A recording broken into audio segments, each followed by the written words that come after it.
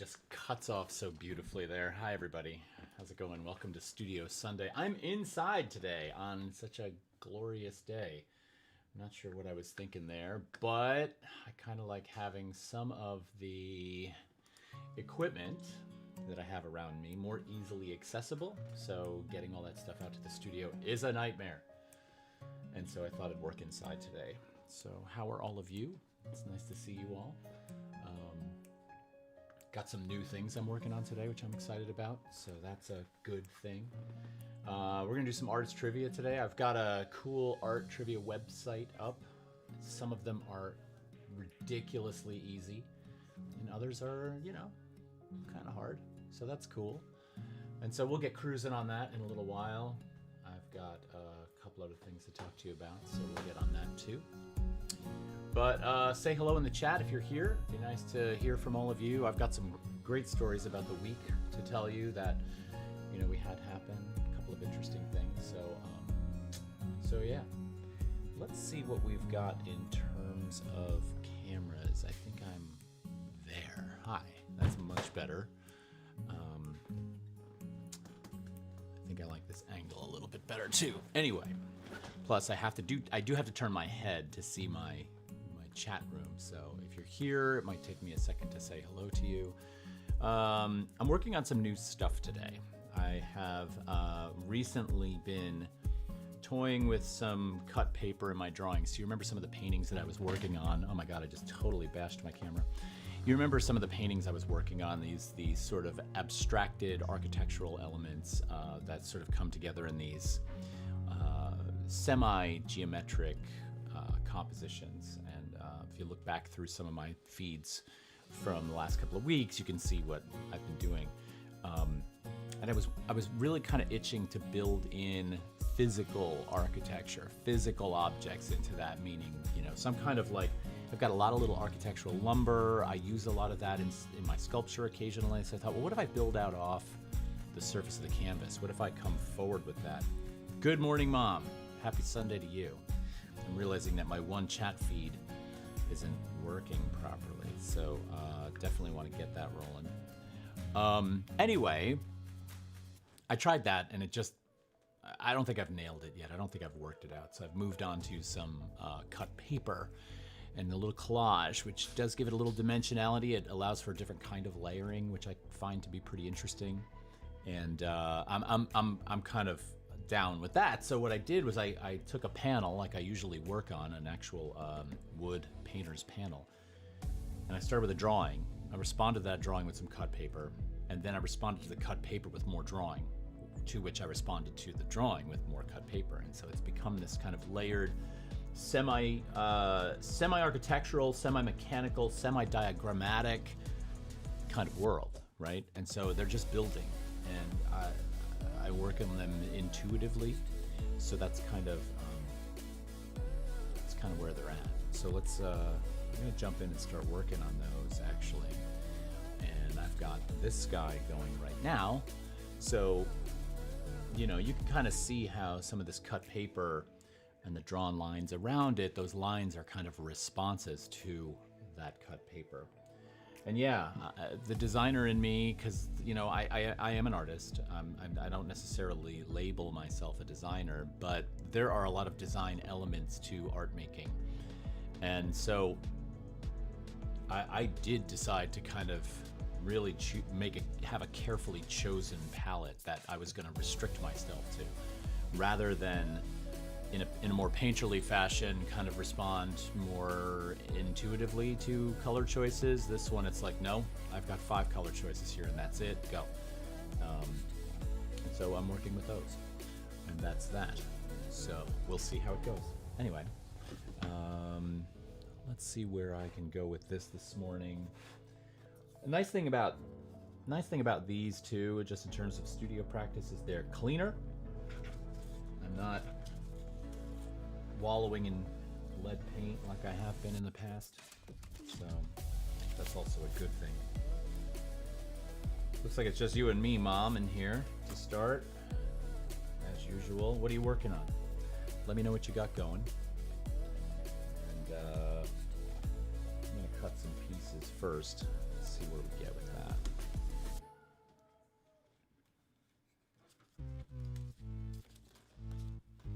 feeling you might be doing some cabinet card stuff, but I'm not sure. Or maybe you're not doing anything today, I don't know. No pressure.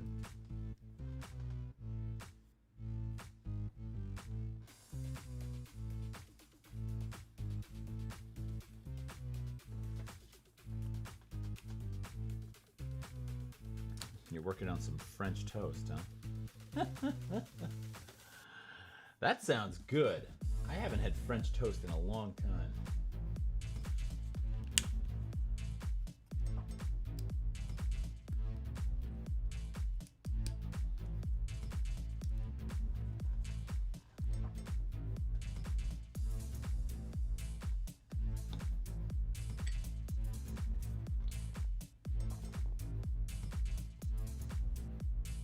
Try to carefully consider and weigh where these pieces go. I'm trying to fix my mic without causing this thing to launch right into what I'm working on.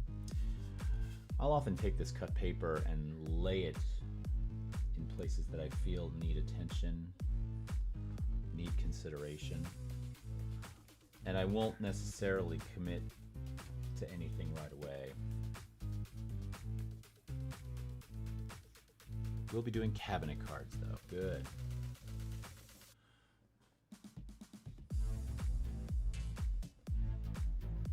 Cabinet cards I find to be one of my go-tos when other things get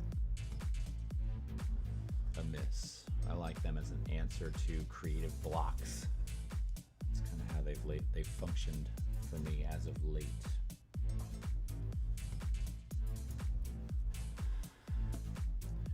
See if I can get over into this region so you can see it better. Let's give it a little shifty shift here. It's a little bit better. There we go.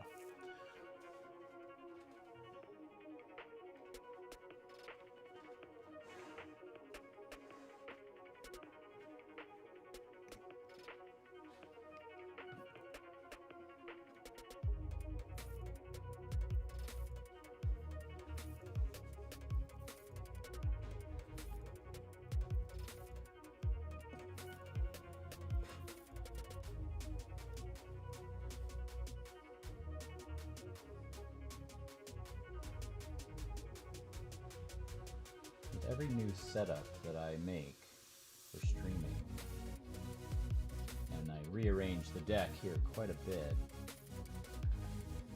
Oh, there's Ben Hagenbush hanging out. Good to see you, Ben. Thanks for coming. As per the usual, let me know what you're working on today.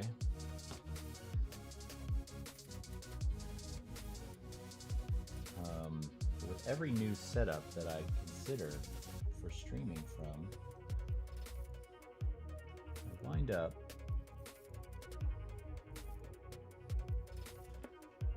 finding that there's something missing. I find that there's something that I have to change, and right now it's the fact that I don't have a monitor directly in front of me to see chat, which is, you know, it's a problem for obvious reasons. But Ben, I'm glad you're here.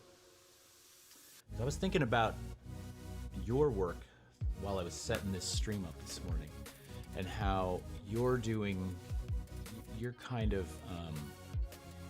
you're making YouTube videos around process, around, you know, your making. And I'm gonna tell you right now, you make a Twitch channel where you've got a couple of cameras located on what you're doing with the detail of your work and what it is you're doing, your Twitch channel will explode. There are a lot of art-based Twitch streamers that are working in a similar vein to what you're doing, but not nearly as good as what you're doing. Now, I did see one woman who was working on this very finely detailed plastilina or plasticine or Sculpey. I can't remember what the material was, but it was this really intricate feathered, like a griffin or something like that. And she had been working on it because it was in the stream title. She'd been working on this thing for like 2 years as a Twitch stream, right? As a regular Twitch stream, I think 4 hours at a shot. And for like 2 years, same project. And when I popped in on her to see what she was doing, there were 600 or 700 people watching. it was just, and with good reason. Her cameras were beautifully trained on what was going on. She had this kind of, she wasn't constantly talking like I'm trying to do because, I like to keep my viewers engaged. But the cameras and her hands working on the piece, just fascinating. So consider doing your work as a Twitch stream. You're gonna need, and if you want advice on camera setups and how to get yourself flowing and how you do something like this where you're going from a drawing with, if you wanted to have a picture in picture, or if you wanted to pop from that to something where I'm actually talking directly at you and how all of that works, or even if, it wanted to cut over to this one over here, there's all kinds of ways in which you can do that. So I can help you with all of that. And I think it would really, you'd unload your work. People would buy your work. Not that you don't sell it now, I know you do, but this is something to think about. So, yeah. So consider that something to think about. I think it would be good. Anyway, let's get back to drawing.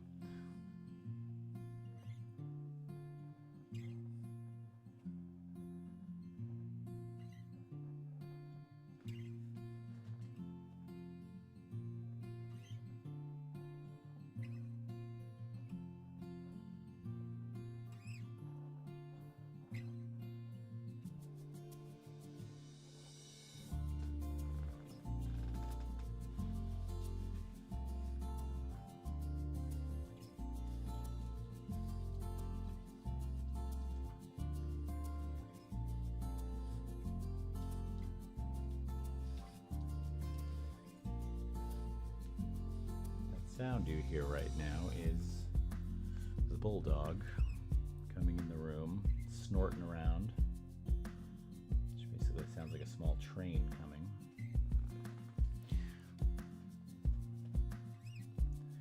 Let's do a little PIP here, so we've got two angles.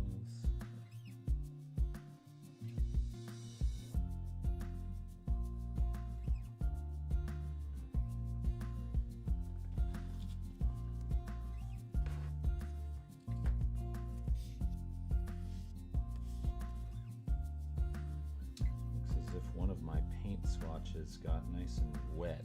That is not, that's not good. Must have been sitting in water.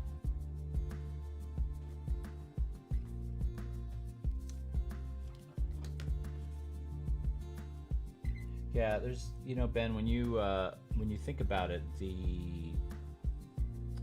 I think the viewership of Twitch and who's typically on Twitch is much more likely to pop in and watch somebody working in that really beautiful, hyper-realistic way, like you do, than they're gonna be in terms of interested in an abstracted piece like this. That's not to say they wouldn't at all, but I think you've got much more power in that realm than I do, right? And I feel like you should really be capitalizing on that. You'd have a killer show.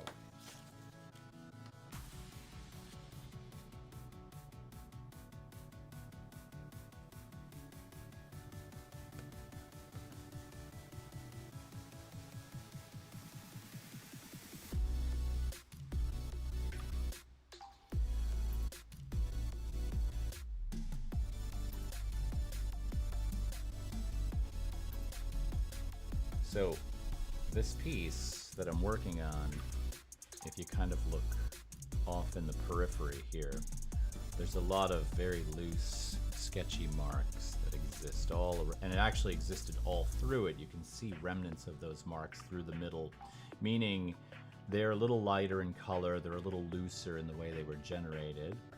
But then there's this tighter thing going on, right, with these more detailed things. Well, that looser drawing was what sort of started all of this. And it was all like my thinking when I'm working on that is I'm doing an image, I'm drawing a loose, quick image that I can see. And in this case, that image was this massive dry storage area at a boatyard. And so you've just got boats lined up on trailers with masts, with little engines, with And it's really quite beautiful because boat hulls are gorgeous forms, right? And I love seeing them all together. And so then when I begin to sort of cut paper to go in this, I'm also thinking about those boat hull forms, right? And different elements of things like masts, verticality, rigging, like different lines and things like that, pulleys, systems of, steering and whatnot. So all of that thought is what is going on inside of this, right? And it plays out in a very abstracted way, but those little signifiers, those little recognizable elements are in the piece. They are there. Well, Ben, in terms of doing this as a stream, Terry and I have been at this for about a year now, and I've learned a ton. Have I learned it all? No way. Am I always still on some kind of learning curve? Yeah. Will you be frustrated at times with some of the stuff you'll have to figure out? Totally. But I think your content's going to speak for itself, and I think you're going to have, And what's beautiful about this is you wind up with the artifact of the stream. Like my live stream right now lives on Twitch for 2 weeks, right? I can download it. Also, my Mac computer, and I'm sure your PC computer, you can choose to record to your hard drive the stream that you're doing, and it looks just like the stream that everyone's seeing on the broadcast. So what that means is you wind up with a hard copy of the broadcast that you can either directly upload to YouTube as your YouTube video, or you can take footage from that and trim it down, make selections, and say, all right, I'm going to do an instructional video out of my live stream.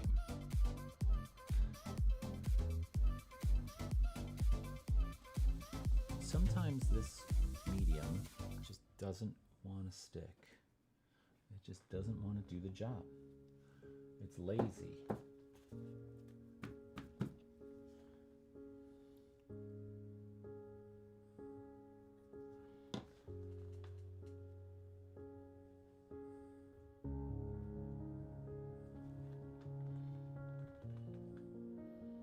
Well, what I would recommend you do, if you're interested in doing this, if you're interested in making that happen, the first thing you're going to do is you're going to leave the world of webcams behind. You are no longer going to do webcams. It doesn't matter if they say 4K, 8K, it doesn't matter, and here's why. Webcams, Logitech, and don't get me wrong, I'm not trying to knock Logitech right now. I've got one on the desk right now. This is the StreamCam, right? But if you'll notice, if you could pay really careful attention and look at the back of this, there are cobwebs on this. And the reason there are cobwebs on it is because no matter how many K they decide to pack into this thing, no matter how much resolution they decide to pack into this, it has one major handicap, and that is that lens. That lens right there ain't a real camera lens, right? I can't believe I just used the word ain't. Anyway, I'm on the wrong camera here. Hold on a minute. That lens right there is not a real camera lens, okay? So there's your biggest handicap in using one of these. $200 or $199, $229, whatever it is they're charging for this nowadays. And honestly, if you could put that money into, and I know this is, not an easily attainable thing, so it might take some time. It took me some time, right?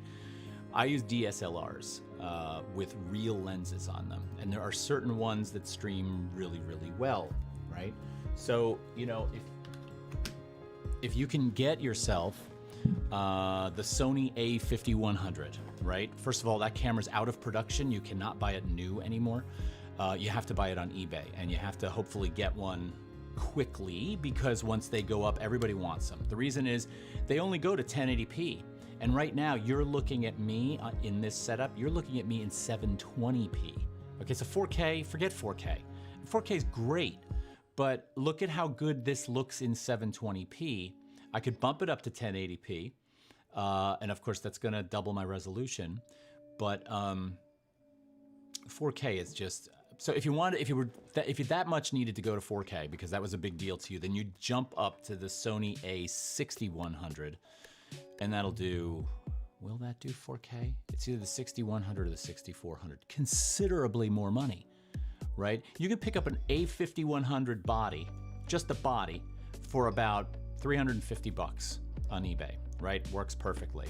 And the lenses I have are the other crucial part, because I said the Logitech StreamCam lens is terrible, but you get that good lens on there. And this is a, what do I have? I have a Sigma 16 millimeter 1.4 lens on there.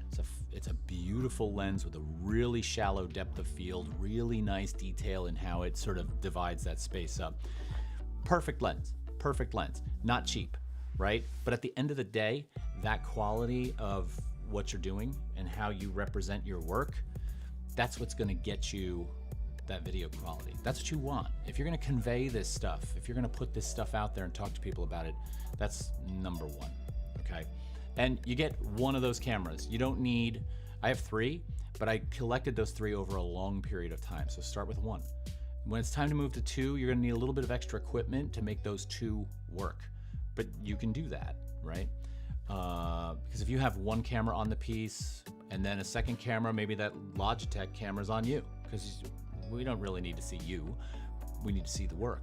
So maybe 2 switchable cameras. One's that Sony and one is that Logitech.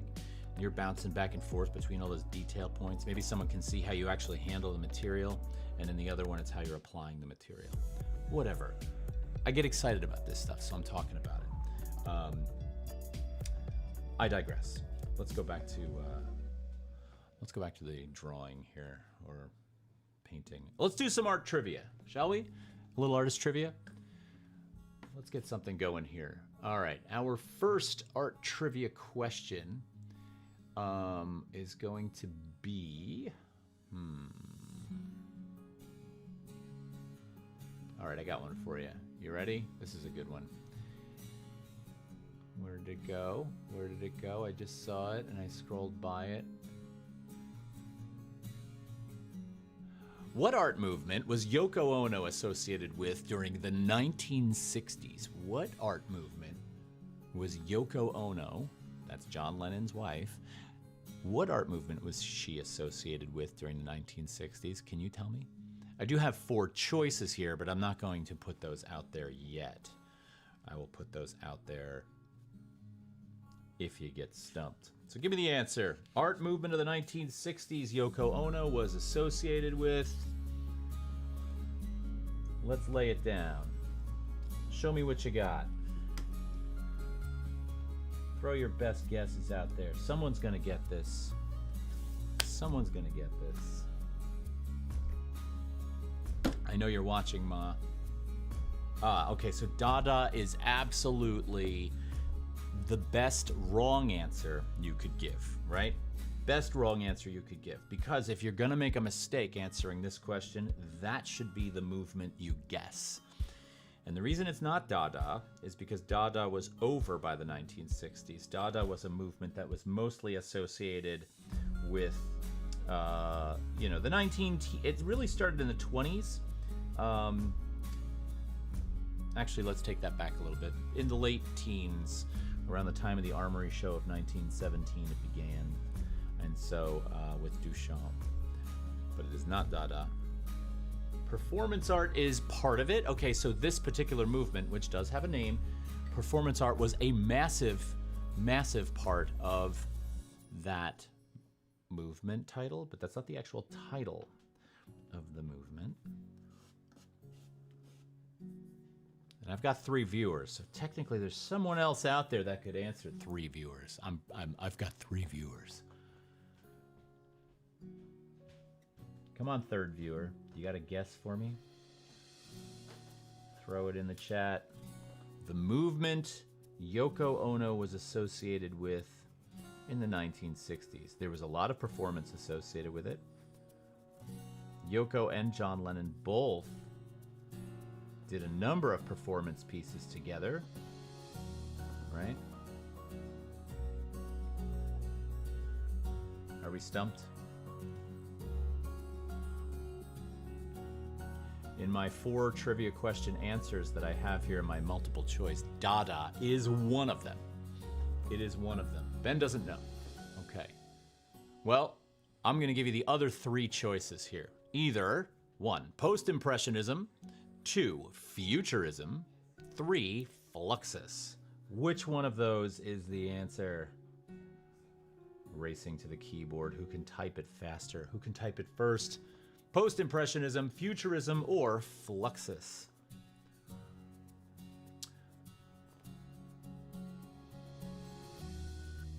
You answer number 3. Mom says number 3, which means Fluxus.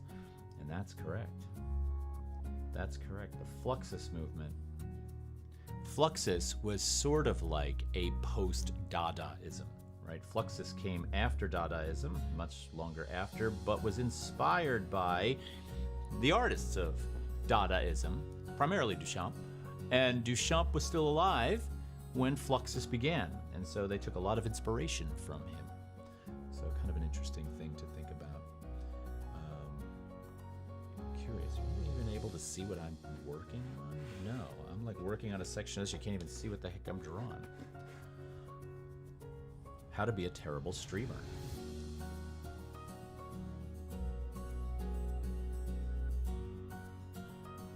Yep.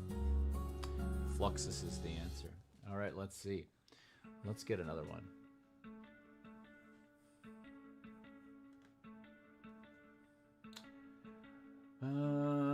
Blah, blah, blah, blah, blah, blah. I don't like any of those. That one's too easy. That one's too easy.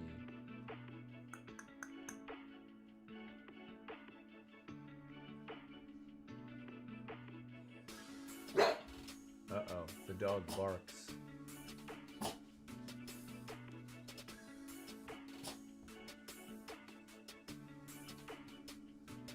Yeah, Ben, that's actually here. Write this down. I'm going to tell you what it is. I want you to... Oh my God, be quiet, please. You know, you can make the kids be quiet during your stream, but you have no control over the dog. Ben, you got a piece of paper? Let me know, and I'm going to tell you to write down the name of this.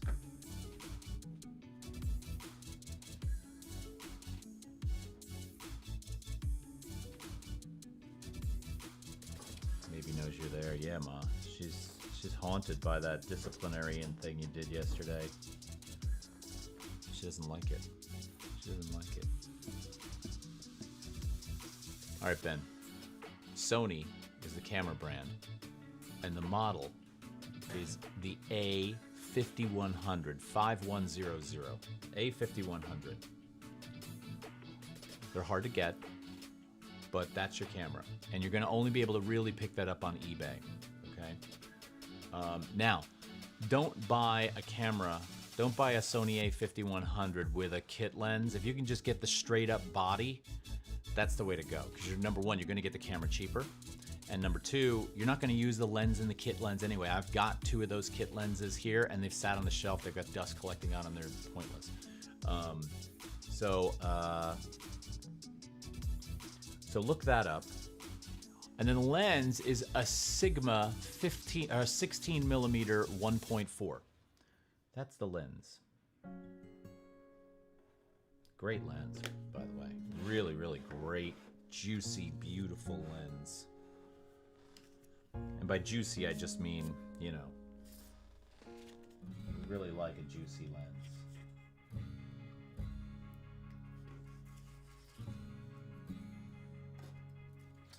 This is totally destroyed.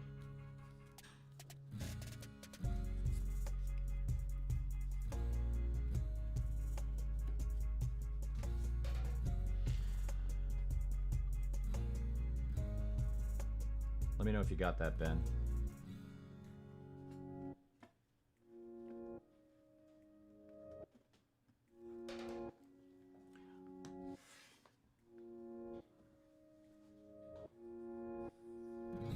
No, Sigma 16 millimeter, 16 mm, 16 millimeter, and then it's after that is a 1.4, which is the f-stop, the aperture of that lens.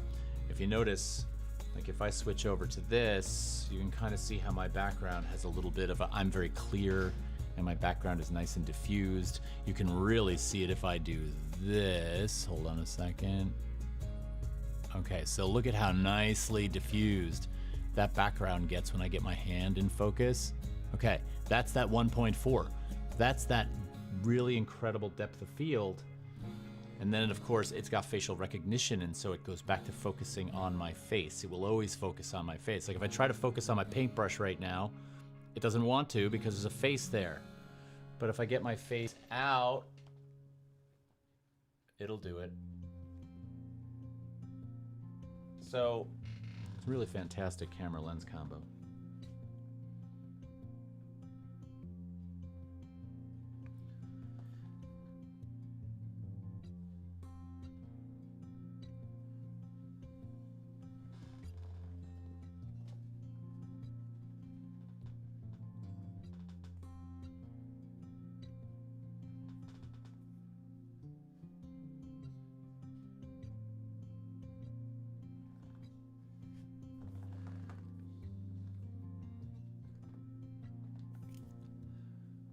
You're welcome.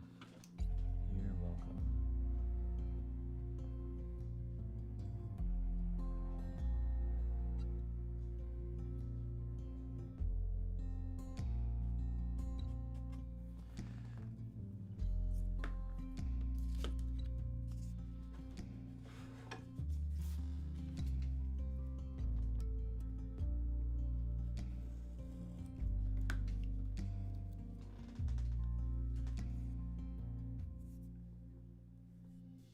Yes, you were way off on the number before. You were never going to find the lens searching for that.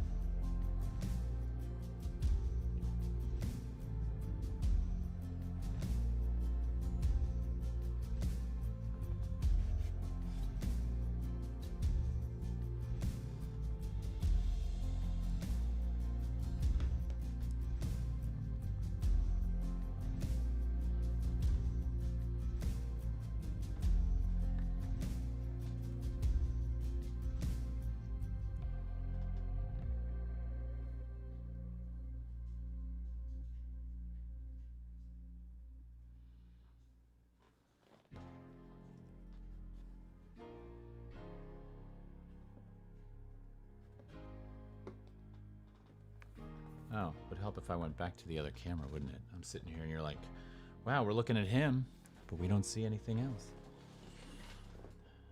Let's talk about some art here.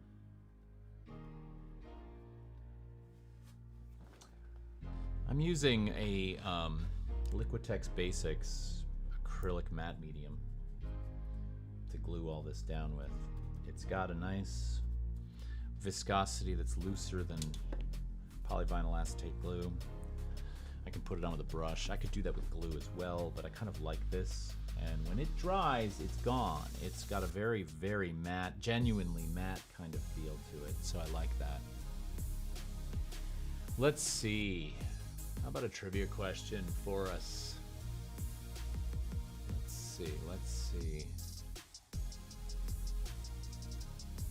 Well, this one's easy. All right, now no cheating, no looking it up, but I'm gonna give you an easy one. First one to answer this question will win a 2018 Lamborghini Murcielago. No, I'm just kidding. What painter was married to Mexican artist Diego Rivera? What painter was married to Diego Rivera? Painter Diego Rivera. You all know this artist's name. You all know her name.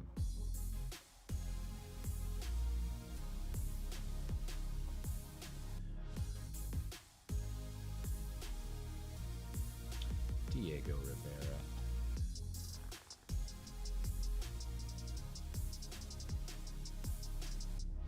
Who was it?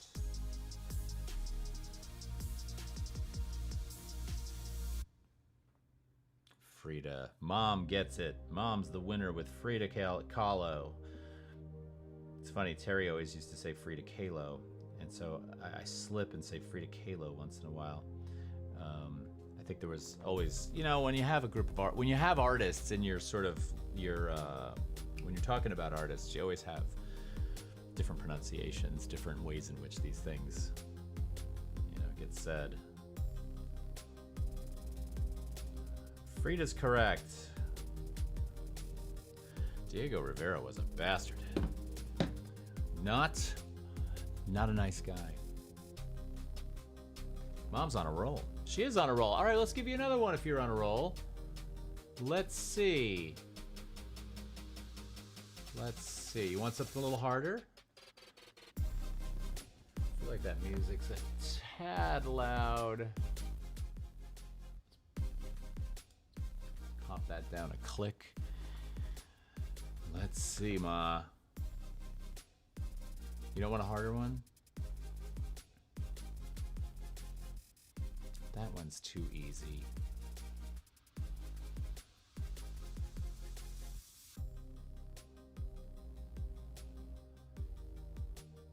All right, here's one for you. Now this is one that is harder, right?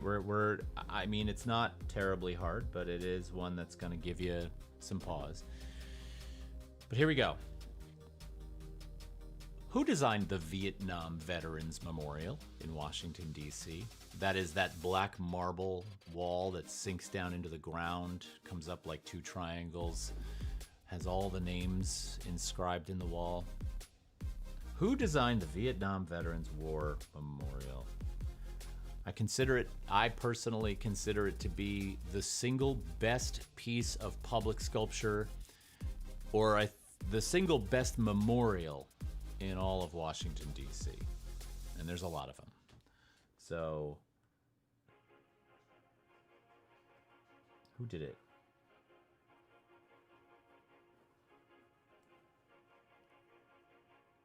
Yes, you're correct. It is a woman.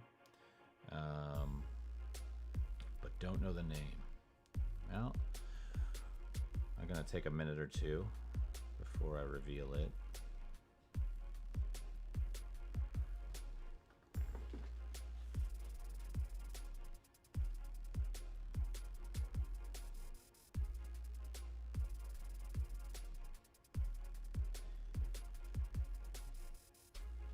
Her name was Maya Lin. M-A-Y-A, Maya Lin, L-I-N. Maya Lin.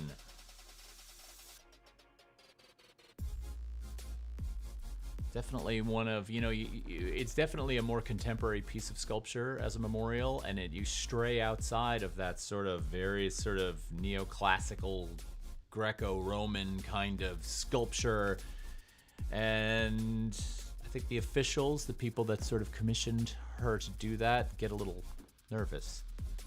You wind up with the best piece of art in DC.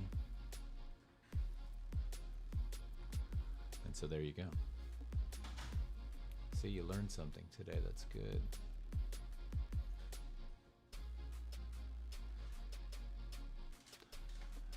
Okay.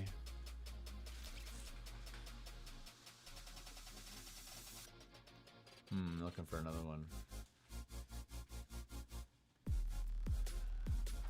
Another one.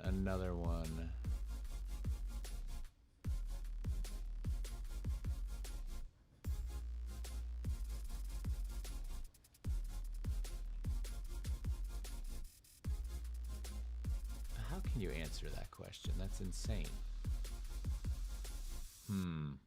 Not loving these. Hold on.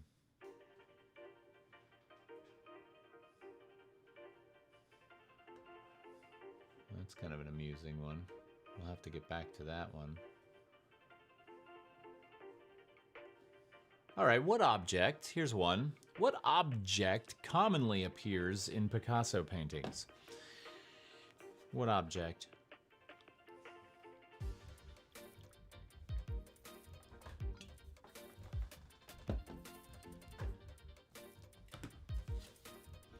Todd is not going to get far today if he does not get to work. trivia is fun. Trivia does not lead to an enormous amount of art making.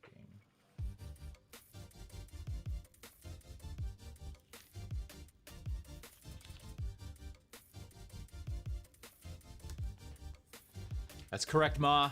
Guitars. The guitar is correct. Good job.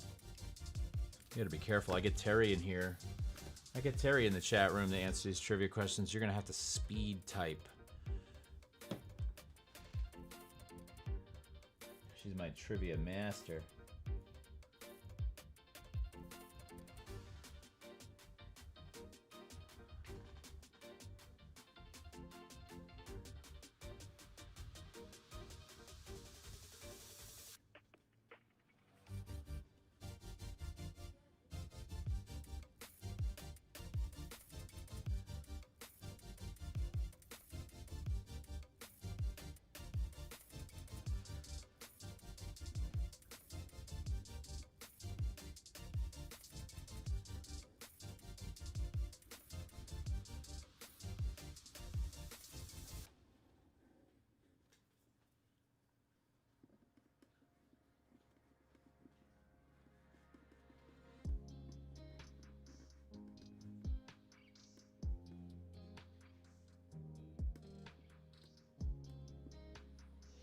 All right, that looks good. I like that there.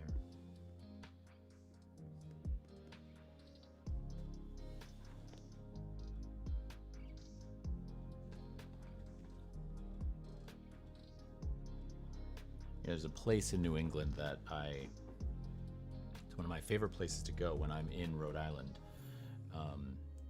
It's on the peninsula that leads down to Newport, and it is called the Herreshoff Museum. And the Herreshoffs were the family that is known for creating most of the winning America's Cup yachts for the America's Cup race.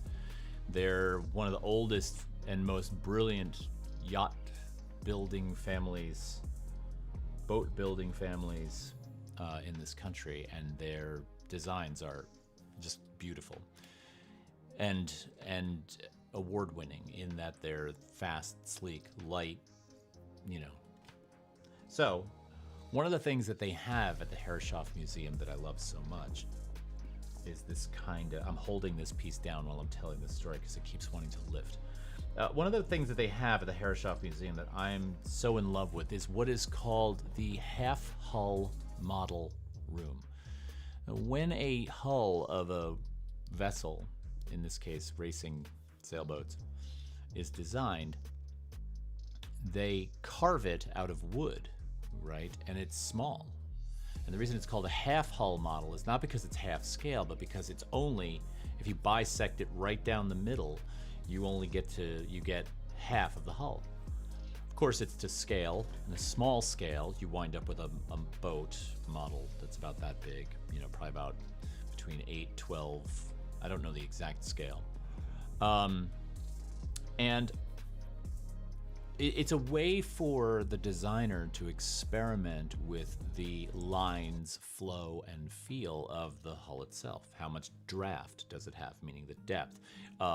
What is what's the beam of the boat? The beam is the width of the boat. And how do the curves sort of form around those axes? And so you carve these little half-hull models. Now, why do you carve a half-hull model? Why not a whole hull? Well, a whole hull is very organic in its form. It's hard to handle and manipulate. It wobbles all over the place. But a half-hull can get laid flat on the table. And then there's this device. It's a pantograph device that will actually trace over it and transform through a little 4-bar linkage or a little arm attachment that goes to that pantograph. It will plot points on a graph, and that graph can be used to lay the plans out for the full-size model of the boat, right to perfection. So whatever is carved in that half-hull model becomes translated up through the pantograph's action over the boat to a series of pointable or plottable points that they can then be built into the full-size boat. And the reason you only need half is because you just take those numbers and flip them, and you wind up with the second half. And so you've got this fantastic ability to take a very small thing, translate it into a very large thing, and have a real feel for, you know, its hydrodynamics, its beauty. And there's this little room, climate-controlled sliding glass door that opens when you walk up and you go inside. The air is pure. And on the wall is this collection of all the half-hull models that Herreshoff ever made in preparation for building these racing yachts. And it is magic. It is magic. It is definitely a destination. It is 3.5, 4 hours from here. And by here, I mean New Jersey, New York City area. So you definitely want to see that if you can get there. And then, of course, another half an hour south, you're in Newport. You can get yourself a nice big bucket of crabs or some lobster. And, thanks, Nurses for Art. The stream looks good this morning. I appreciate that. The stream looks great. The host looks like hell. The host is looking a little crusty around the edges today. What are you going to do? Sunday morning.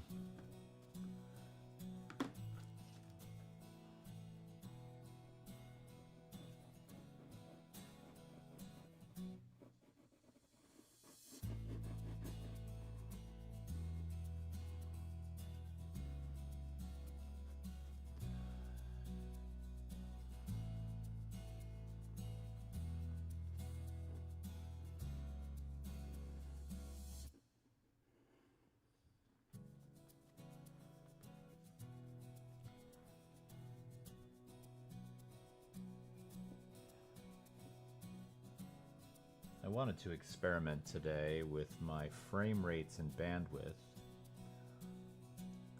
If I bumped this stream up to 1080p this morning, because I really wanted to have a little bit more of a crisp detail on this.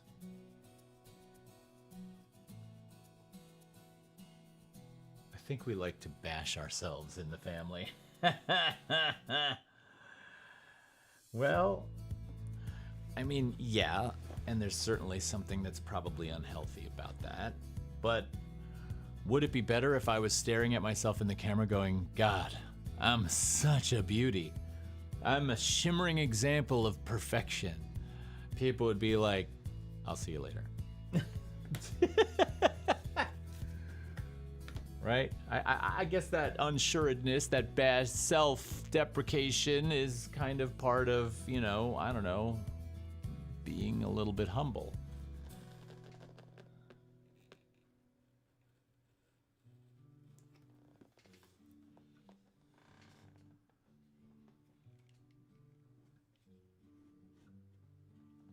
However, confidence is something that we should really, you know, maybe embrace a little bit more.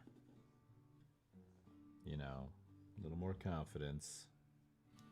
It's like, yes, do it. Well, I don't know. I guess it couldn't hurt, right? I risk losing my 4 viewers. Hi, everybody out there. If you haven't chimed in on the chat, say hello. Tell me you're out there. Doing a little bit of abstracted paperwork today. I have a little obsession with these kinds of diagrammatic machines, these abstracted mechanical things that don't necessarily have a direct purpose. Does this thing do something? Does this machine actually do something? Probably not.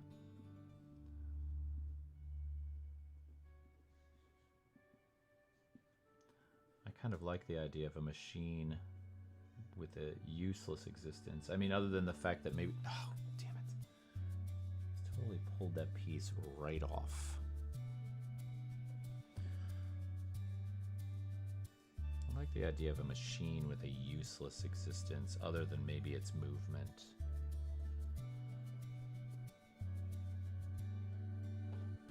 It's a weird kind of... It's kind of a life, right? It's kind of like the machine itself has it's like a living entity.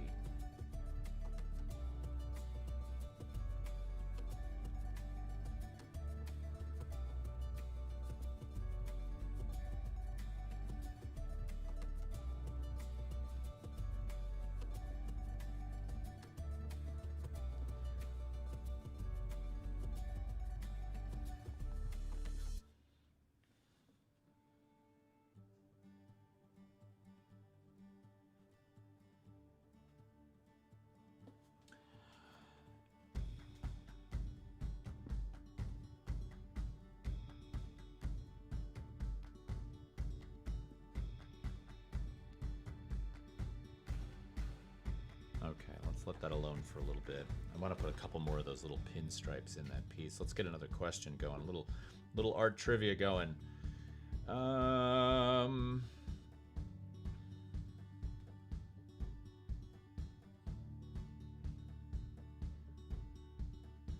boy, that's a tough one.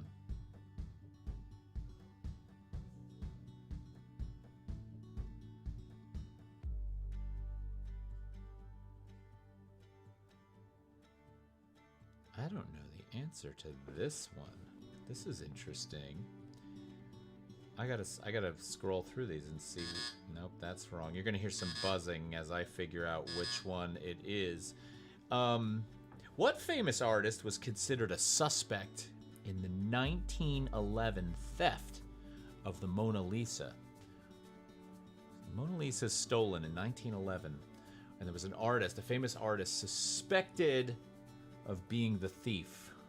Don't cheat. Don't look it up. If you know your artists and you know the time frames, well, you've got a clue there. 1911. First of all, if you also think of the audacity involved in stealing the Mona Lisa, right? The utter audacity of stealing that painting. Who would have that kind of... Who would be gutsy enough to try that? Not too many that I can think of, but this one definitely...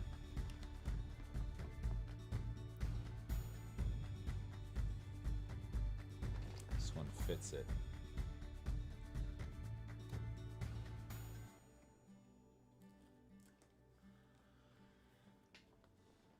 No answers so far. Who was the suspect? What famous artist was the suspect in the 1911 thievery of the Mona Lisa?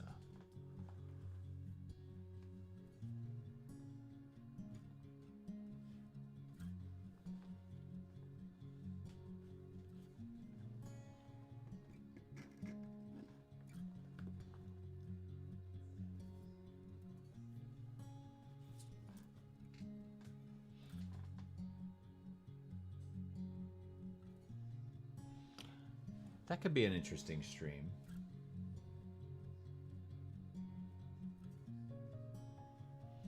A stream where we plot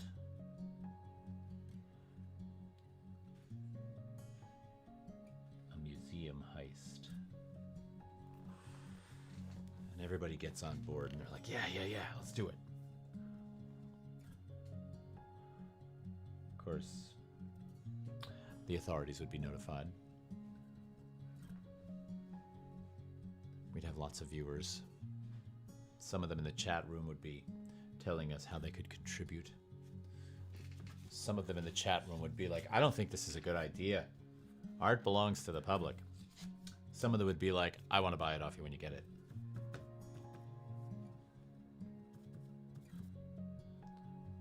Of course, the story would build.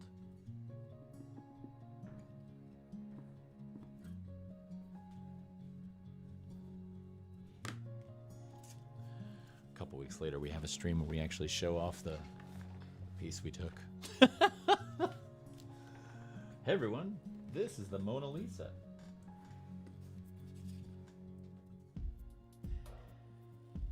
Of course, our door gets broken down as we're in midstream. The feds, international agents, CIA, they all pour in the door. That would be a very popular way to go out as a streamer. Very popular. I saw this meathead on Twitch, and I'm calling you a meathead because it's the dumbest thing I've ever seen for attention. And I was like so angry when this guy was doing it. But he, as a Twitch stream, right, climbed up the Williamsburg Bridge. Was it the Williamsburg Bridge or the Manhattan Bridge? One of the two. One of the bridges from Manhattan over to Brooklyn, not the Brooklyn Bridge. It was either the Williamsburg or the Manhattan Bridge. He took himself out there on his cell phone as a live Twitch stream, and he starts climbing. And he gets all the way to the top of one of the stanchions, and he's up there, and of course, there's helicopters, crews of authorities trying to get this moron down. It's like, what, do anything? You're gonna do anything for attention? That's what it boils down to? It's freaking sad. It's like, I got nothing else to give, so here's what I'm gonna do. It's I don't know. It just feels to me like someone was sitting around their house one day going, how can we get people to see us? How can we get people to watch me? I don't know. Why don't you make some music? Why don't you play an instrument? Why don't you contribute? No? Can't play an instrument? Make a painting. No? I don't know. Look at Patrick Stewart. Patrick Stewart is live on a regular basis, or was at least during the pandemic. And you know what he did? He read Shakespeare's sonnets. He read Shakespeare's sonnets. Beautiful. First of all, who better to read Shakespeare's sonnets than Patrick Stewart, right? But it's just gentle and gorgeous, and what a way to go to bed every night. Listen to Patrick Stewart read you one of Shakespeare's sonnets. No, I'm just gonna climb up the Williamsburg Bridge. Dummies. Dummies, I hope you're watching my stream, or I hope you see the viewing afterwards. He had a lot of people watching him. Most of the people were like, jump! The other ones were like, this is terrible, you should get down. And it's like, well, yeah, those are obviously the two camps. And then there were people that were throwing money at this guy, donating $50, $20. So what a worse way, there's no worse way to reinforce and congratulate this dope than to like give him money. It's like, great. I hope the $700 or $800 you made in your stream is going to pay for your attorney, who has to really embarrassingly convince a judge that what, you are just a goofball and deserve a lighter I'm angry about this. Can you tell? I'm also missing one of my color swatches. I'm not happy about that.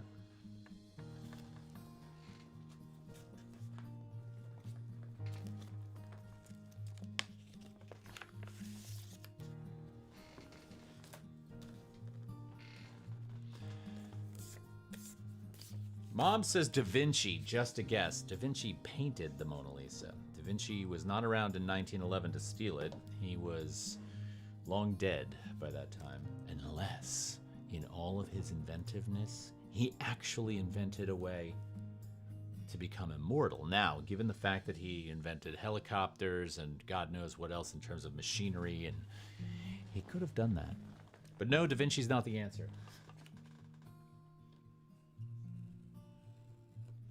It was, in fact, Pablo Picasso.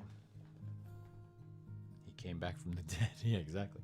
No, Pablo Picasso was one of the chief suspects in the heist of 1911 where the Mona Lisa was stolen.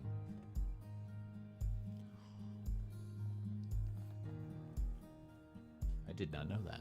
I thought that was kind of a cool trivia question. So Picasso, again, at the center of our talk here.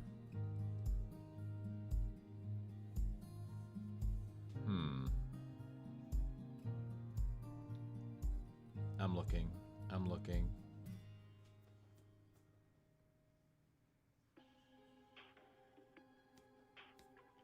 Looking for a new question for us.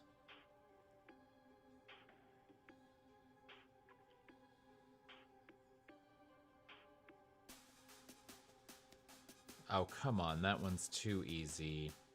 And it's an illustration question. It's certainly art trivia. You almost guessed Picasso.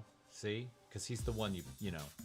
And you were, yeah, see, so both you and Mom, Ben and Mom, you're both on the right track here, right? We know Picasso's like, he's the default answer, right? He's the default. You don't know, just guess Picasso. What artist drew the comic strip Bloom County from 1980 to 1989? He drew the only cartoon character I've ever actually had a crush on. Like I always wished one of the characters in Bloom County existed in real life so that I could date her. But that never happened. Who drew Bloom County?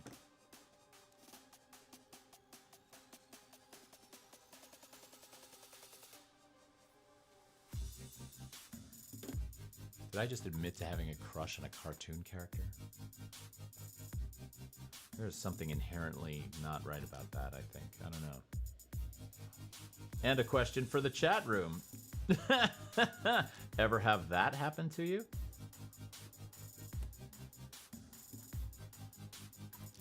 And if so, who was it? The artist that drew Bloom County. That was the Bill the Cat, Opus the Penguin.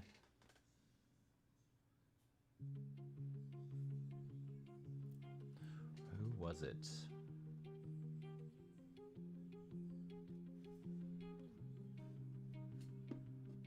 That was the heyday of Sunday comics. That was the best time for the comic strips, I think. They were really in their golden age.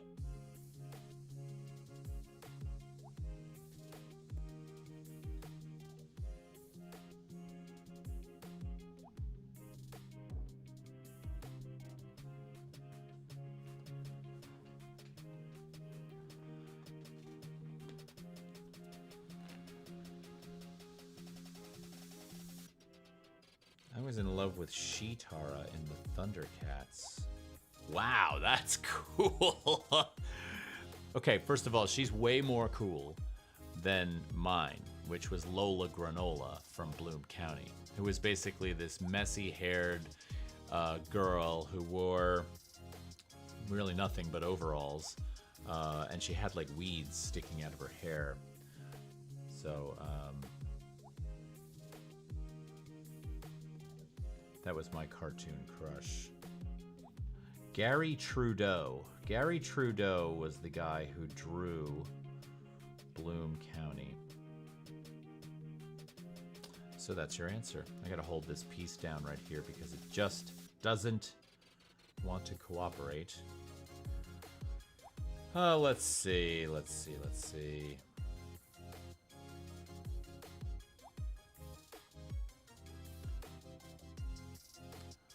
I'm gonna try and mute this tab so that you don't have to hear it buzz when it does the thing. All right, let's see.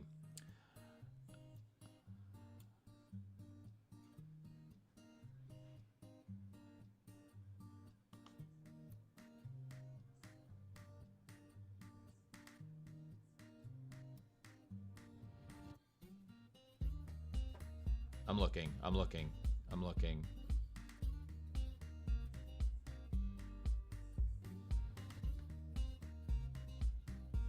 There is not a lot in here that...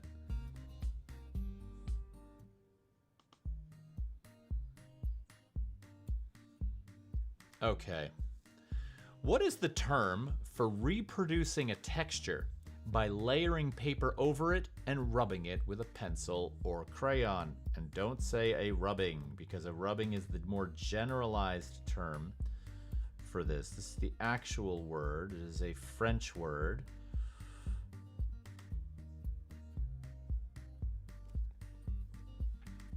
So yeah, rubbings like we used to do on headstones or on sewer grates, manhole covers, nice texture reproduction. There's an actual term for that. What is that term? All right, let's talk about this piece while we're thinking of our answer here. I have a really hard time with regions like this upper corner here. If I play all over this work, if I am paying attention to the all overness of this, I wind up with an evenness that I don't like. If the diagram, well, for lack of a better word, if the figure, meaning this form in the middle, is all over the place, going off the edge, evenly balanced, you know, it loses its objectness. It loses its thingness. And I like it having a thingness. Like, I like it looking like it's a structure on a ground rather than a full field of stuff.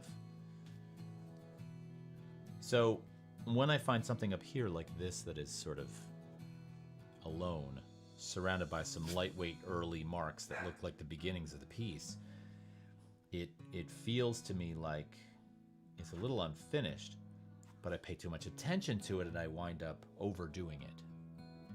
And that's where the struggle is, right? That's where there's like a real balance struggle with this piece.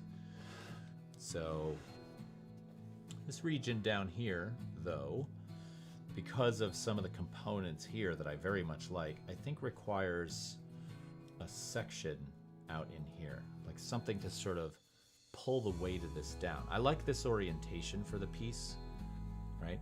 And so I feel like the weight of this is best set in this direction. And so by adding another element over in this direction, I contribute to that weight. And so what I might do is I might look at some of the more interesting elements of this, like here, and maybe use them as inspiration over here and create a little symmetry as the base of this machine, this thing,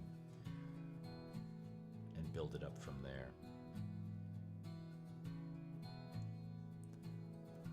I think on this camera that's looking at this piece, I've got a little bit of a saturation bump because this is not that orange. Okay, it is not. That orange that you see right there is the same as this orange you see here. Now look at the difference between the one in the picture-in-picture and this. Watch when I move this down underneath. Big difference. And the lighting is even. It's really, I think I've got a small saturation bump messing that up on that camera because you can really fine tune the controls on that camera. What are you gonna do, right? So we're building out this way.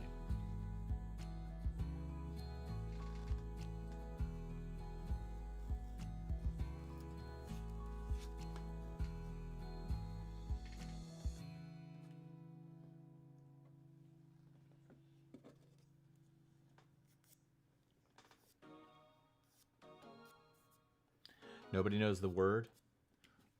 The French word that applies to the rubbing technique that reproduces texture. It's called frottage. Frottage.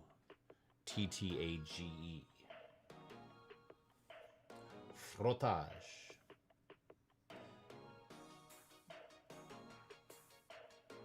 Or is frottage Italian? I think that's an Italian word.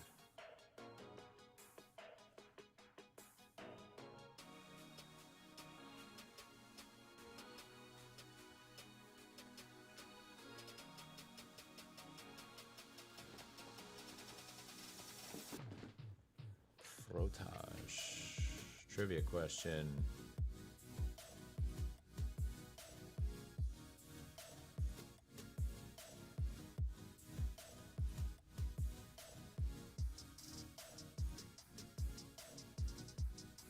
Nope.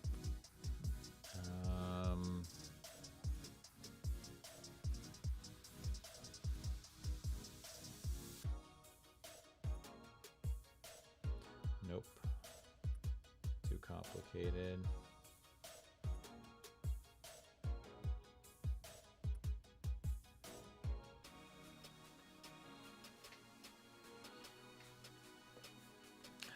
What artist first achieved notoriety through graffiti epigrams? In other words, who was really first made famous through their graffiti? Now, there are 4 artists on here. You're probably going to say things like Banksy or Shepard Fairey or Invader. Yeah, of course. They're all street artists or graffiti artists that have that as their mainstay. But this artist went from being a graffiti artist to actually being a painter. So that might be a clue to help you get to your answer. Who would that be? Who would that be?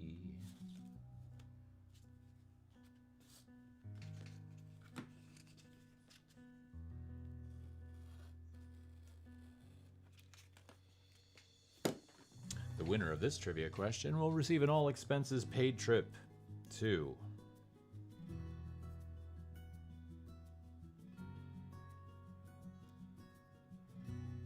I don't know, where do you want to go?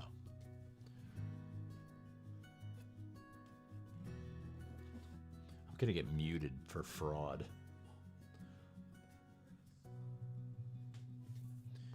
Do I like that move? Do I like that move? I don't like that move. I think it's a little bit too redundant. Taking that piece out, I'm moving on to something else. That'll get used later.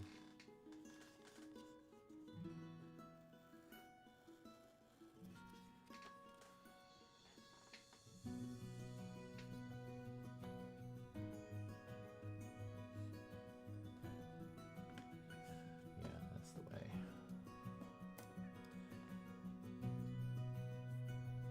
Nobody on the graffiti? Nobody? Jean-Michel Basquiat. Basquiat.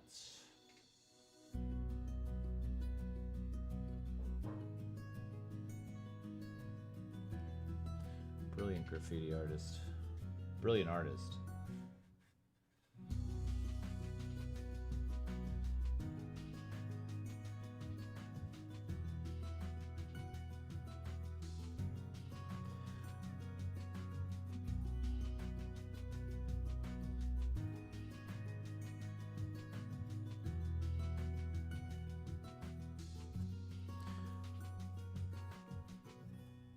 I guess didn't spell it right. Oh yeah, okay. Wait, was that up there before I gave the answer? Did you type that in? Maybe I just didn't look at the chat quickly enough and your answer was already there. That would be just like me.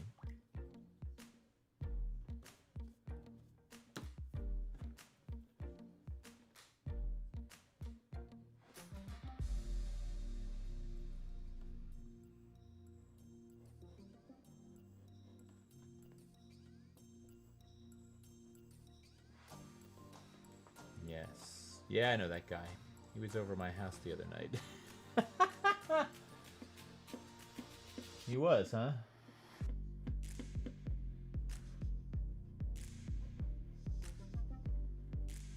Ben, you should check out his paintings. I think you'd really like them.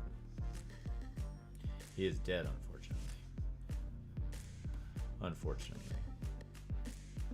Left too soon.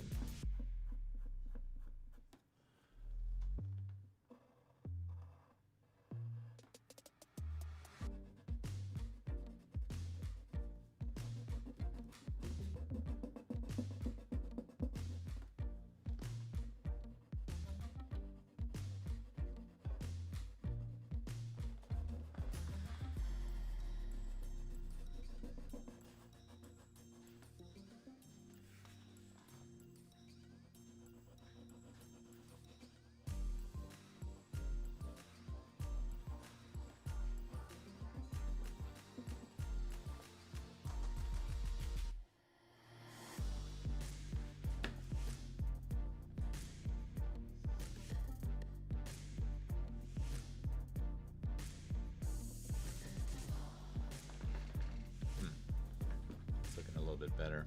I like this. This graphite space here that's developing.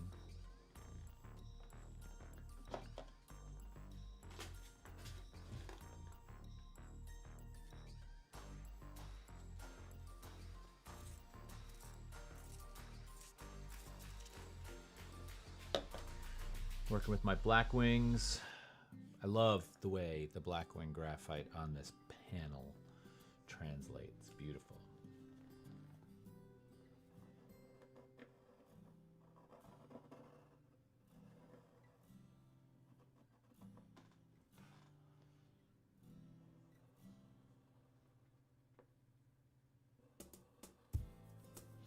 I would definitely be able to sell a Blackwing pencil. Let me tell you what, I could sell this pencil.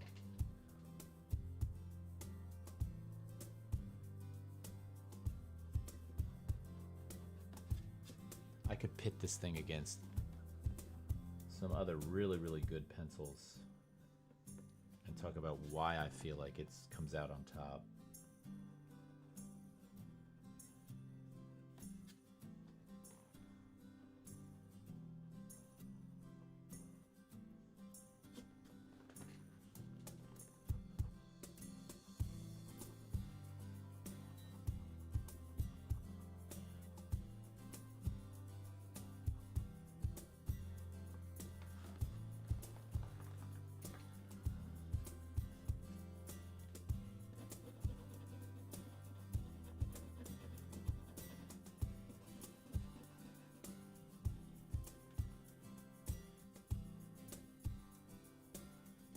Right now I'm painting in the shadows of my subjects. Nice.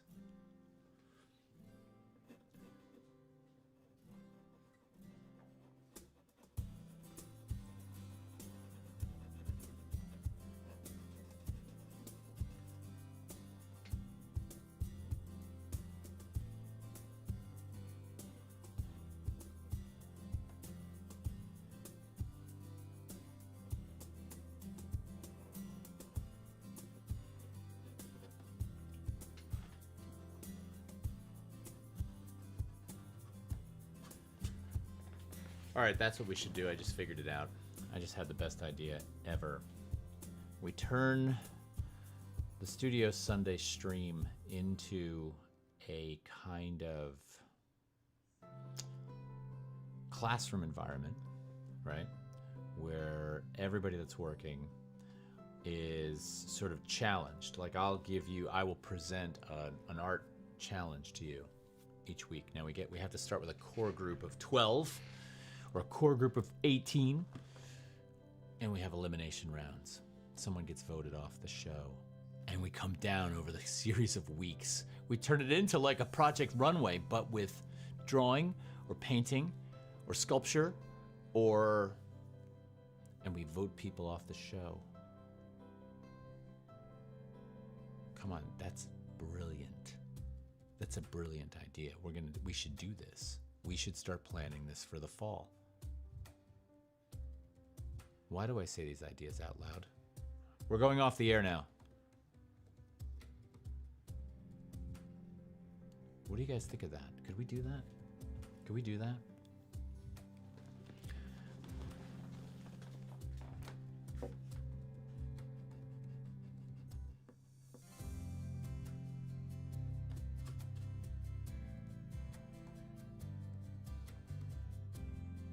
What is it we're looking to crown by the end of that show? Like, what does the winner represent on that? Like, what is the point?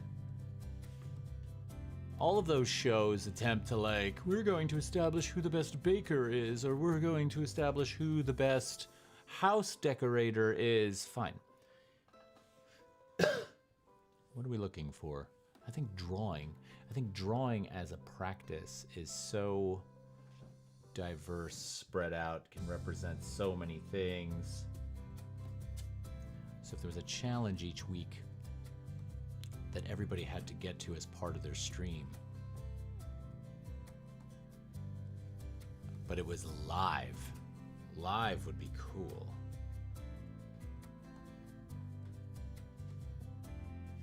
Mom's loving the idea. Any media included is because I said something about the shadows I was painting. Well, that kind of like I have a brain like the game Mousetrap. So, the ball rolls down the track here and flips the lever, and then the trap, it's like how my brain works. So your shadows in the painting led to me thinking about me talking about your shadows in the painting, led me to relate to my shadows in the painting, made me wonder what Mom might be doing on her cabinet card, and made me think, wow, well, what if we all had the ability to see these things? And I could be like, well, Ben, it's interesting how your shadows relate to Chris Lambrick's shadow here, and blah, blah, blah, and who would maybe be doing a job on theirs that was worthy of looking at by everybody else. And then I thought, well, what if we turned that into a kind of cutthroat contest of sorts? We get sponsors, so the person at the end wins like a gift pack from Blick of, I don't know,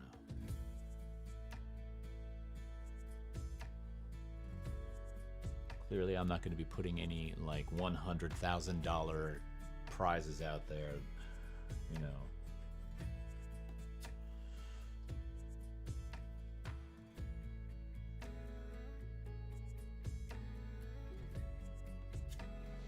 But maybe we curate the contestants.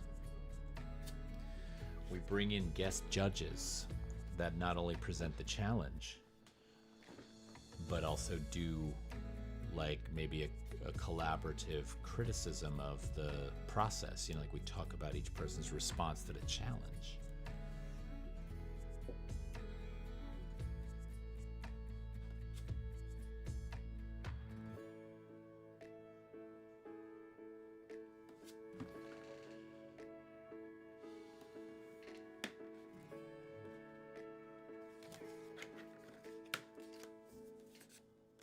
Yes to guest judges.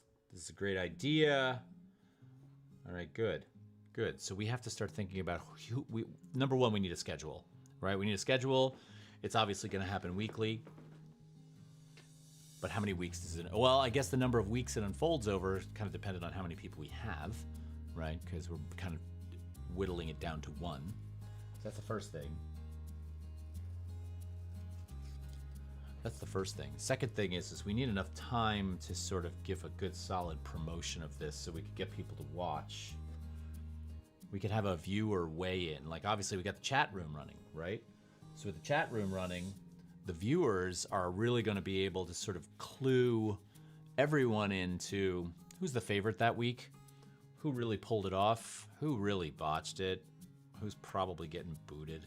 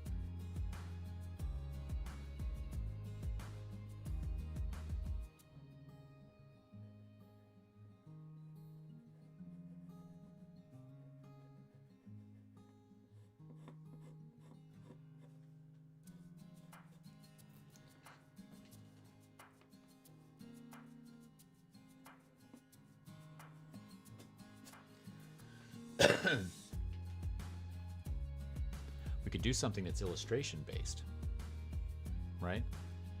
Because that has a kind of appeal, number one. Number two, I think that, the Twitch world would certainly be interested in watching that.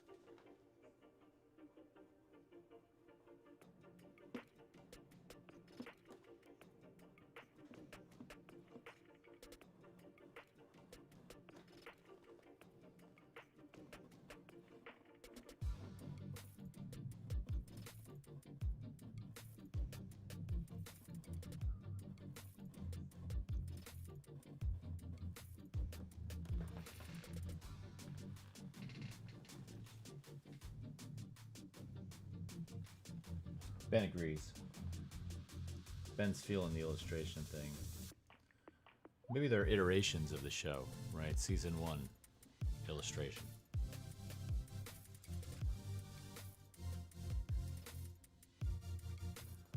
Season 2, just, I mean, maybe it's just drawing, and maybe one of the projects is an illustration project in that, right? We could do something like that.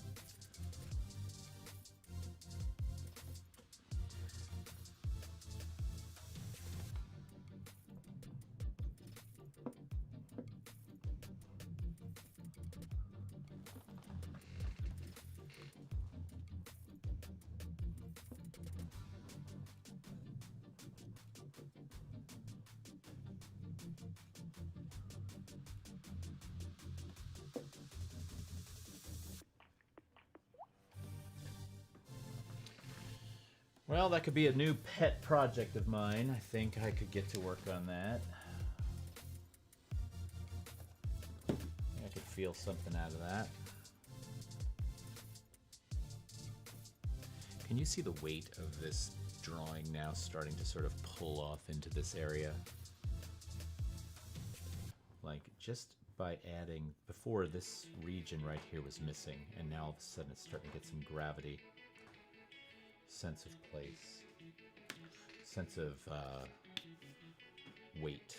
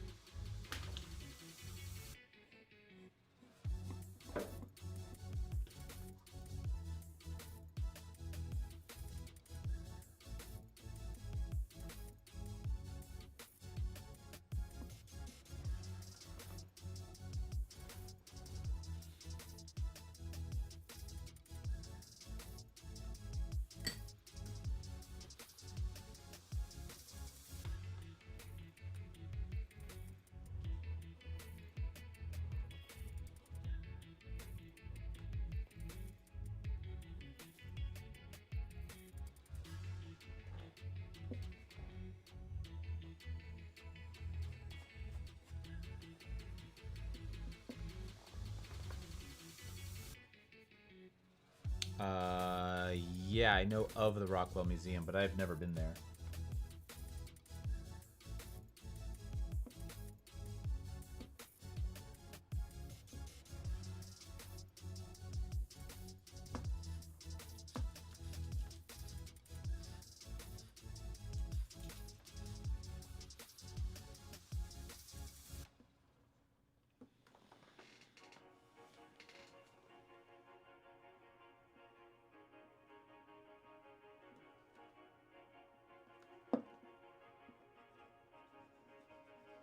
Did you go recently, or was there something about that that you were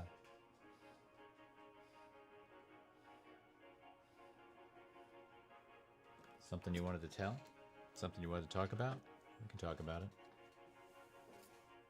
Someone put together a show where I want to say one of the curators interviews fantasy artists. Huh.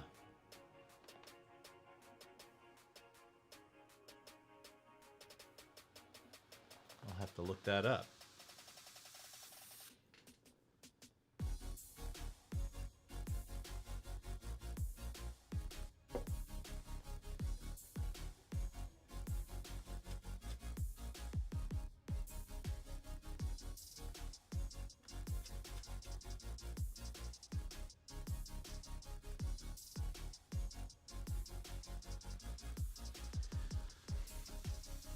All right, let's get another trivia question going. Digging into the work a little bit here, which I'm happy about. I'm getting some things done, but I'm also very quiet. I think this one is a good one. What artist was sentenced to death by the Pope after killing a man?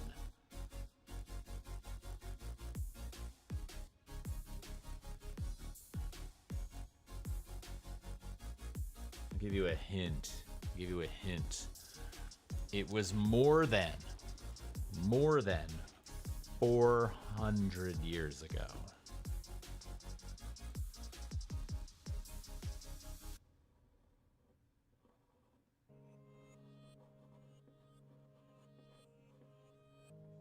Sentenced to death by the Pope. Ow.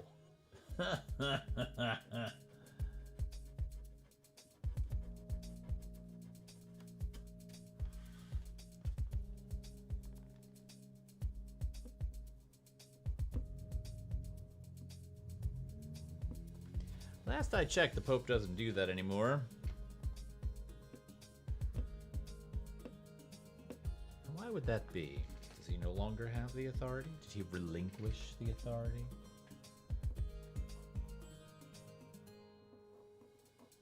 Did he realize that killing was wrong?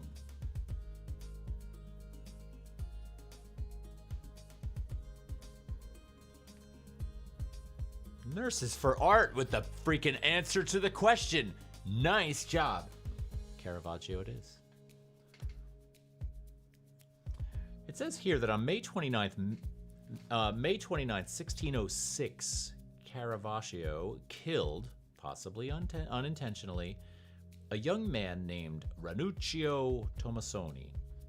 The circumstances of the brawl remain shrouded in mystery, although several contemporary newspapers referred to a quarrel over a gambling debt and a tennis game. Interesting. Very interesting. Caravaggio sentenced to death by the Pope.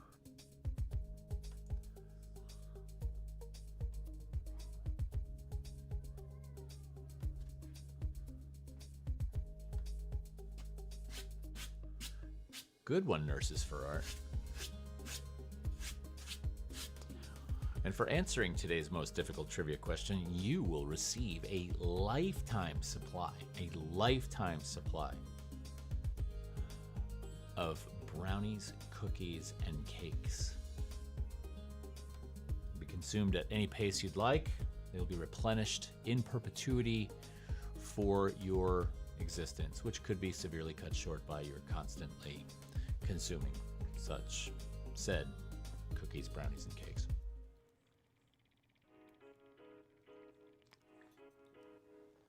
Now, the next trivia question comes with a lifetime gym membership.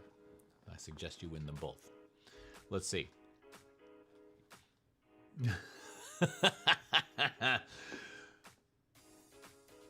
I know you didn't win anything, Mom. You won the Lamborghini, remember? All right, let's see. We need another trivia question. I could do one that everyone's gonna know, and it's gonna be whoever speed types it in the fastest. That could be fun, right? Who painted?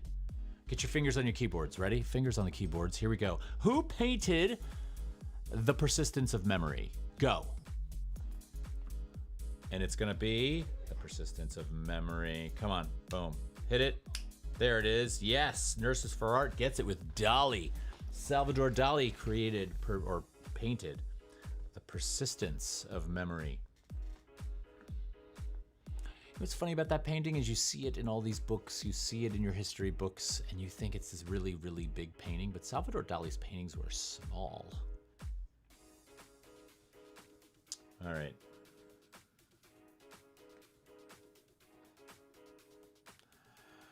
Let's see. Just not fast enough. Sorry, Mom. Okay, gotta hit those keys fast. All right, I need something that maybe Nurses for Art is not. She's not gonna get. So let's see. I gotta get something that might stump Nurses for Art. Is that even possible?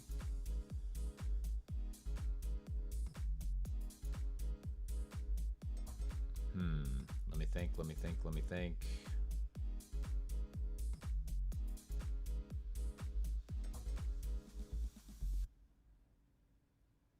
Ooh, that's an interesting one.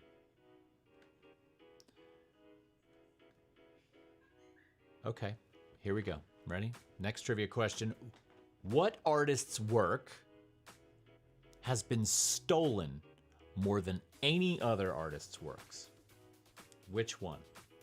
Whose works have been stolen more than any other artists? Now, there's some obvious ones in here, right? There's some obvious answers that you should throw out there. So let's see who gets the most obvious one first. Or I should say the right most obvious one first.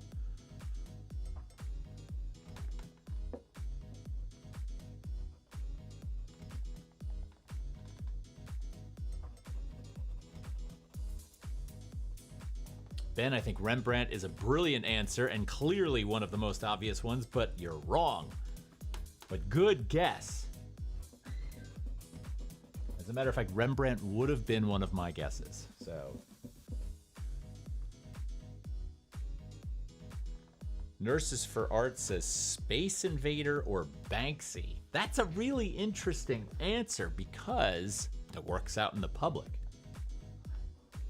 I'd love to grab him. I'd love to grab me some Space Invader out there somewhere, but he puts those on with liquid nails, and when liquid nails dries, it's like a weld. It's so hard to get off. That's one of the reasons why his works remain so present out there in the public sphere, is because getting them off the wall, you're going to destroy them. So no. Come on, Ma. You got the answer, Ma. You know what it is.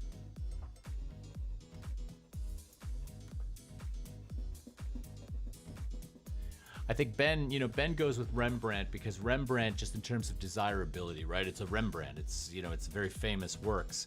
So that's a really good candidate. Nurses for Art with the graffiti-based one because of the vulnerability, right? They're out there on the street. Somebody sees a Banksy go up, boom, everything shuts down. It's walled off, right? So yeah, that makes sense too. But there are some other factors. Mom said Picasso way before Ben even said Rembrandt. I missed that. And you're right. It is Pablo Picasso. So yeah, there's the desirability. You win. You win that question. Nicely done. Nicely done. And I have to say that there is a couple of factors in why that would also make sense as one of the most obvious answers. One, the amount of work that Picasso made is staggering. It is staggering. So just in terms of the presence of, availability of, prolificness, good chance that, you can get your hands on some Picassos. Like, I've had friends say to me, I know someone who's got a Picasso. I'm like, okay, everyone can have a Picasso.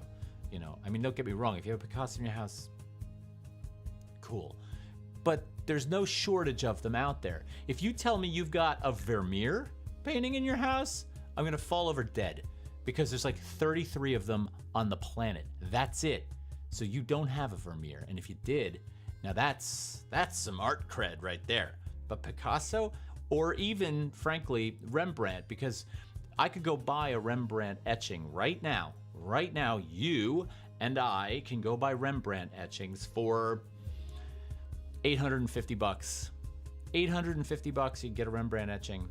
Now, they're not signed, but they are still produced from the original plates. So they are, in fact, Rembrandts, and they are authenticated and blah, blah, blah. But they're so prevalent that they're just, I won't say they're worthless. They're not worthless. They're beautiful to look at, and they're nice to hold on to, but just in terms of their value. And Picasso's that way, too. Don't get me wrong, Picassos are not cheap, but there's no shortage of them. You can get Picassos. So you're right, Mom. It is a Picasso. Yes. I don't know, but you're on camera and mic right now. Would you like to say hi to the world? Because we're still streaming. Yeah, you're waving. Good. Hello, Birdie. Goodbye, Birdie. I'll get you some food in a little bit, Bird. A random occasional visitor on the stream here. And Mom, it also goes without saying that I said if you don't know what artist to guess Picasso.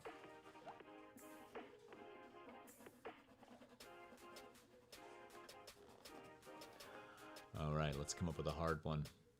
That is not a hard one. That's an easy one.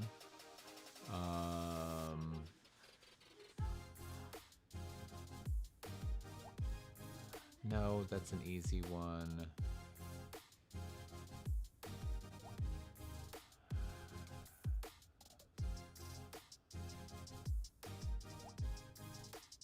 Okay.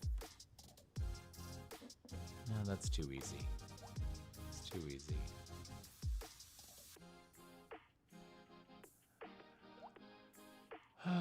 Let's see.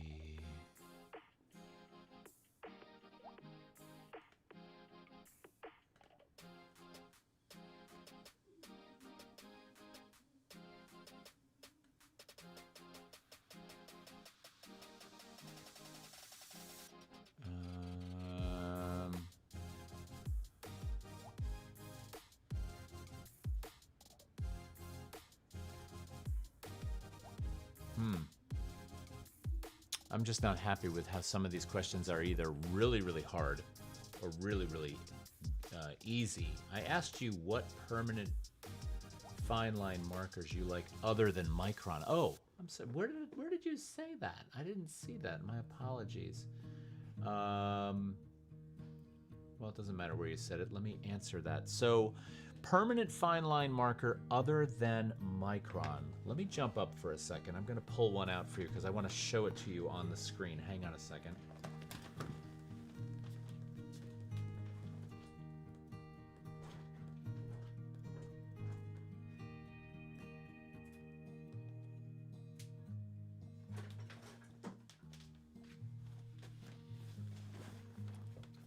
I will say this. If you're looking to get away from Micron simply because you feel like there might be one better, or you're just tired of them, I'd avoid that, because Sakura, who makes Micron, to me they're the best when it comes to this kind of disposable marker. But the only other one I've ever used is this Le Pen. Le Pen. Let's see if we can get a better picture of it up there. So it is this. Let me see if I can get it to focus without my face. Hold on, I'm going to cover my face.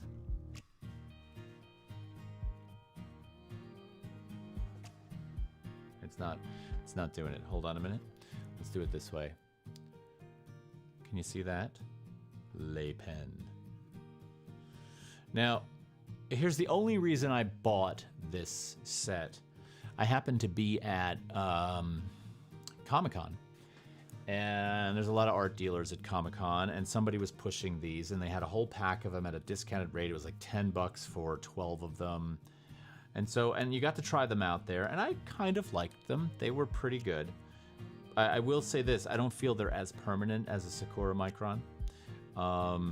They do have a very nice tip, but beyond that, yeah, the cap is a little bit easier to remove. I mean, many of these are the same, right? So what it boils down to is, how does the tip hold up over time? Microns do a great job. If you open my drawer with these types of pens in it, I probably have 60 Microns and 5 of these. So, Microns, I think that's where it's at. But you want really permanent. Well, a Micron, though, you know, when I'm working around a Micron with watercolor or, you know, some kind of water-based media, it holds up. And I can draw on top of it with water-based media as well. Do you find that water's just kind of displacing that a little bit? I don't necessarily remember that being, you know, the case with my Microns, but I could be wrong. Thanks, I'll stick with Micron. I would stick with Sakura Micron. Now, of course, there's always the whole route of the Repeatograph pen, because then at least you can pick and choose your inks that you're sticking in there, right? So you can kind of have a, you know, you might have a preference on a much more permanent ink that you can put in that Repeatograph. So, you know, like, what do they have? There's like Koh-i-Noor, there's the German company, I'm trying to remember the name of the German company. I always found those pens to be an absolute pain in the ass because of having to clean them out. Some people still swear by them. I'm not a fan. Now, of course, there's always the notion of the pen nib and some kind of ink as well. Other pen companies that I like out there that have good stuff, Krink makes a great marker. Molotov makes a great, these are graffiti marker companies, but they have a level of permanence to them sometimes that is unmatched, right? So if it's permanence you want, however, they're not always the most fine detail, right? But look up Molotov, Molotov is one, and Krink, Krink is another one. I can show you a couple of those, hang on.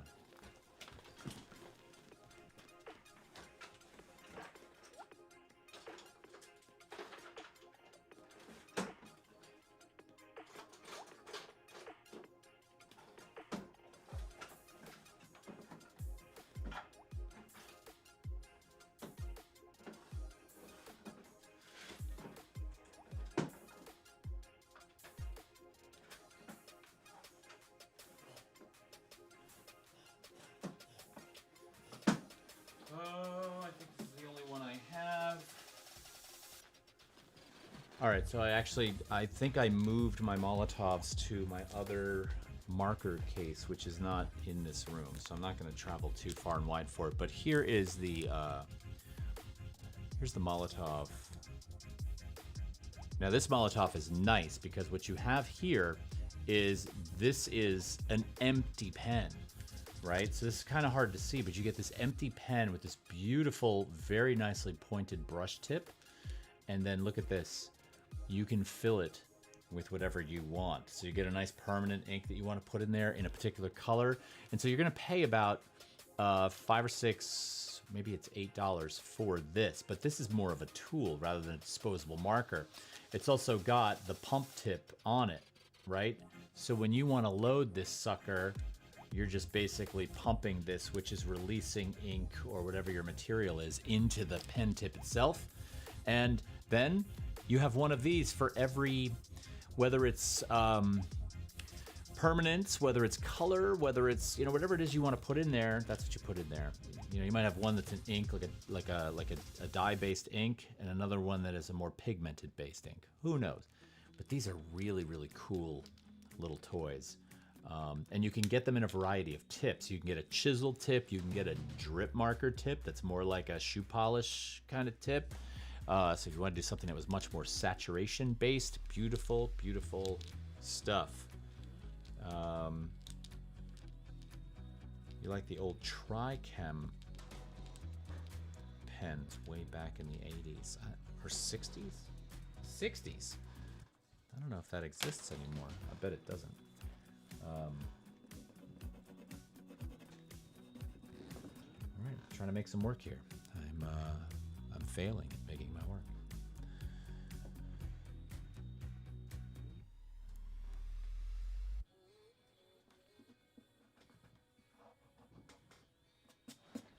Let's get something more scaffold-like and lightweight off the end of this thing here.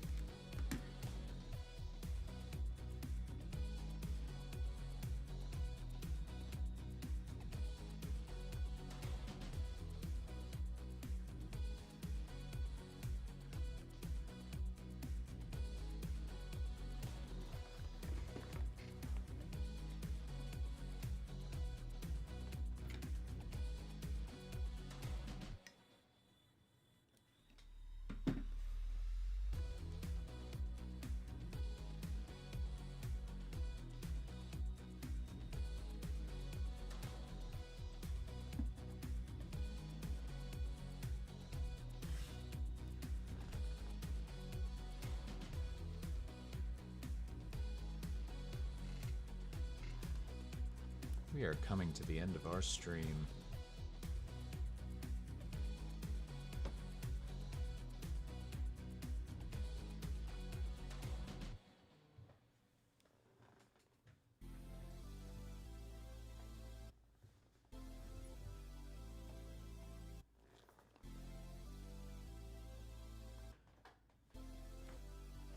Mom, I'm looking at that text that you just sent me with this amazing, amazing.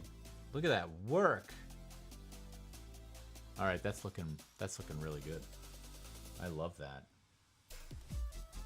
So Mom's working on a cabinet card today, and she made this beautiful maroon coloration, this just long robe-like coverall with this pattern of like embellishment, and really, really awesome. Something about the way you chose the saturation in that too that fits really nicely with the era of the photograph. I really like that. Really nicely done on that.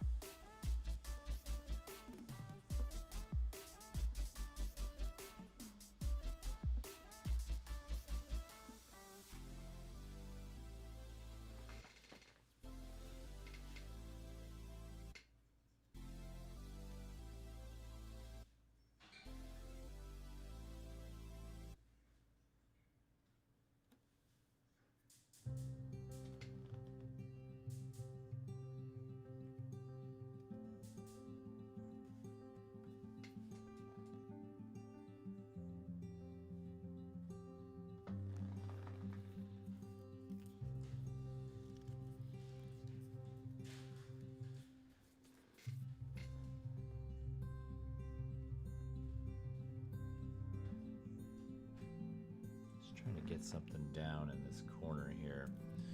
Give this a little bit more of a, you know, lower weighted presence in this one. You know, I feel like these works that I'm working on right now have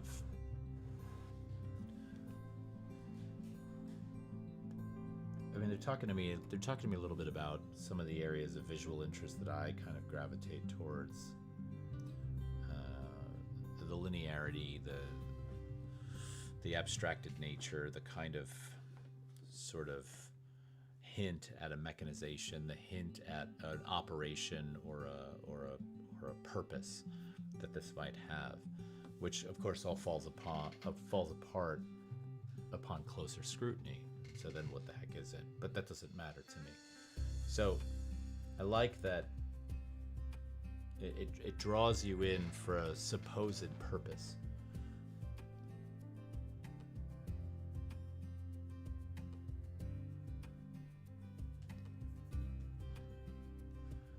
All right, well, we're coming down to the end here. Had a good little run. Oh, thanks, Ben.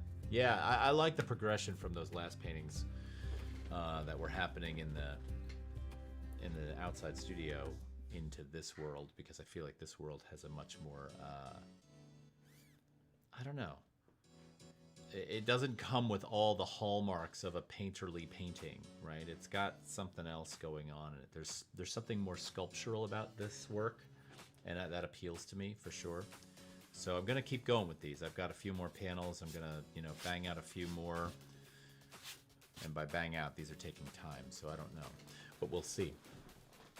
Either way, I hope you all continue to work on what you're working on. Mom, that piece is looking fantastic. Ben, I'm, looking forward to seeing what you got going at some point.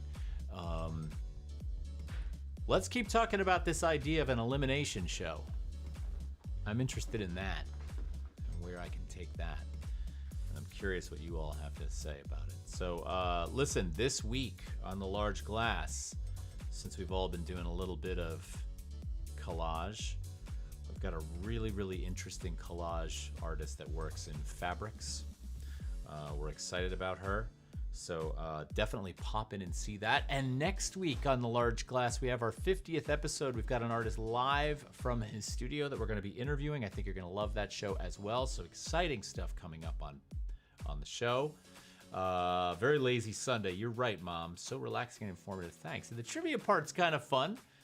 I think I got to get some better trivia questions. Something that's a little bit harder than Who Painted Starry Night, and something that's not as hard as, well, there's enough of them on here. So, without further ado, I'm going to go have some lunch. You guys should too. And we will see you next week. All right. Take it easy, everybody. Great having you. Thanks. We'll talk to you soon. All right. Bye-bye.